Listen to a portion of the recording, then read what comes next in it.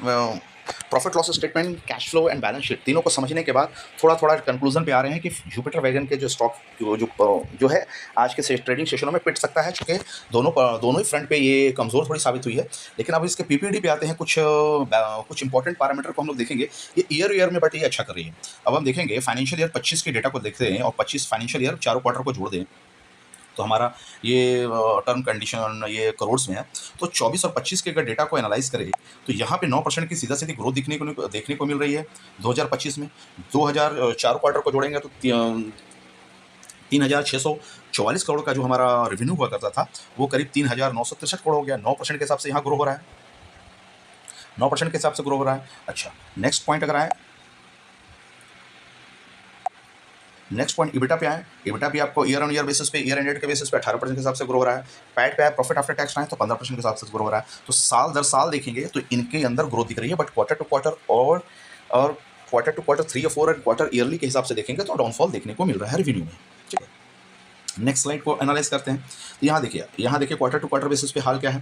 तो quarter to quarter basis पे अगर देखेंगे क्वार्टरली 25 हाईलाइट,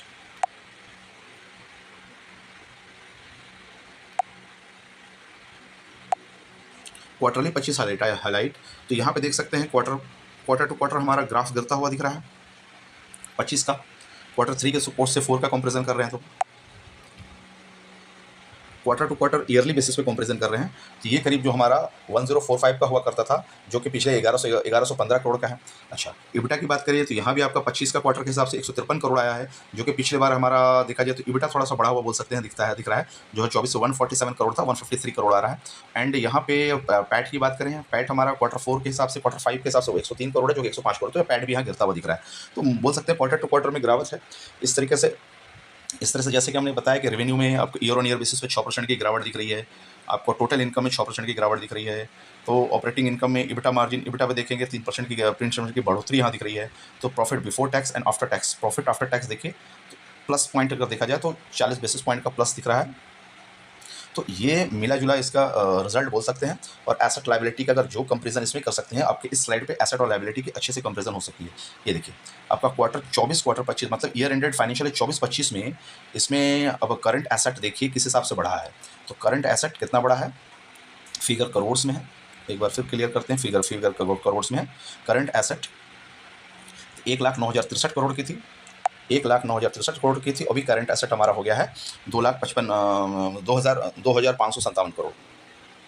हाँ, 1,963 मतलब 1,963 करोड़ के इसके अगेंस्ट में 2,557 करोड़ आ रहा है करंट एसेट। उसी तरह से करंट लायबिलिटी इसी के साथ में आपको देखना पड़ेगा। करंट लायबिलिटी देख लीजिए, यहाँ पे करंट लायबिलिटी अगर देखें 24-25 के हिसाब से, 24-25 के हिसाब से ये सामने आपको करंट एसेट करंट लायबिलिटी देखने को मिल रही है, जिसका में कंपेरिजन आपको यहाँ पे आसानी होगी। ये देखिए अभी आपका करंट एसेट करंट लायबिलिटी कितने हिसाब से बढ़ रहा है, डबल के हिसाब से ग्रो हो रहा है।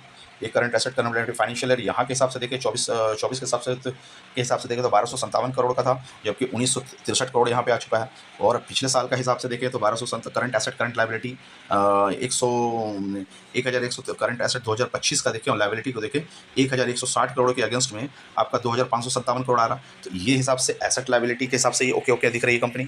नेक्स्ट इंपॉर्टेंट पॉइंट, कंपनी कहते हैं 5 साल का हमारा देखिए, अभी तो हमारे कमज़ोर दिख रहे हैं लेकिन 5 साल का पोजीशन। तो इबिटा मार्जिन के बारे में बात करें, 2021 में 10.7 का था, तो 22 में 9.9 का था, 23 में हमारे इबिटा मार्जिन 12 का था, जो बढ़ के देखिए अभी आपका 14 के आसपास चला गया इबिटा मार्जिन, राइट।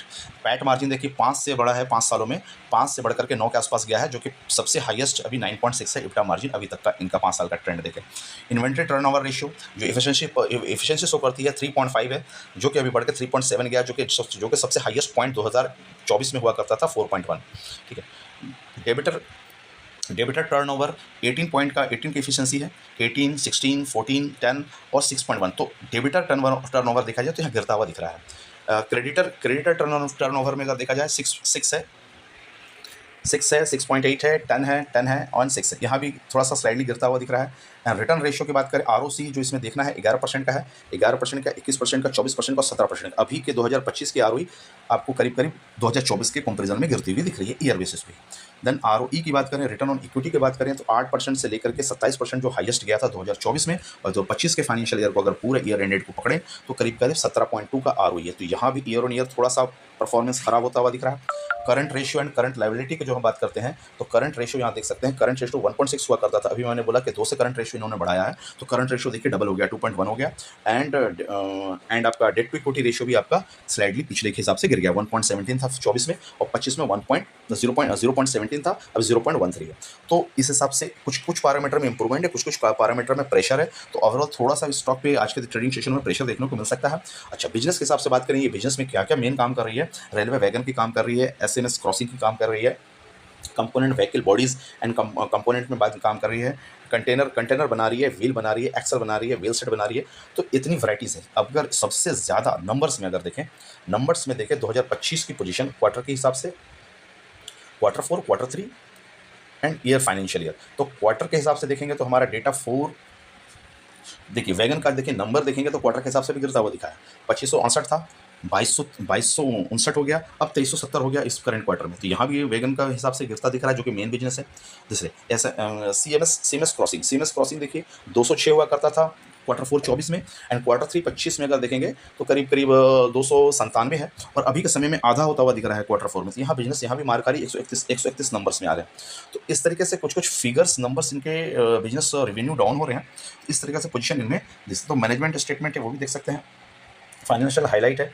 तो इस तरह से किस तरह से बिजनेस कर रही है। तो मोटा मोटी अगर बोलें कि जुपिटर वैगन का स्टॉक आज थोड़ी सी पिटती भी दिख सकती है, क्योंकि 2-3 ट्रेडिंग सेशनों में ये बढ़ता हुआ दिखा है। तो आप लोगों की क्या राय है इस स्टॉक्स में, आप लोग जरूर बताएं, कमेंट्स करें। और अगर आप लोगों के पास स्टॉक्स है तो कमेंट्स करें, और डिटेल वीडियो चाहिए टेक्निकल एंड फंडामेंटल को कॉम्बिनेशन, तो आप इसमें कमेंट्स में लिख सकते हैं Jupiter wagon. Thank you friends, मिलते हैं अगले वीडियो में, बाय बाय।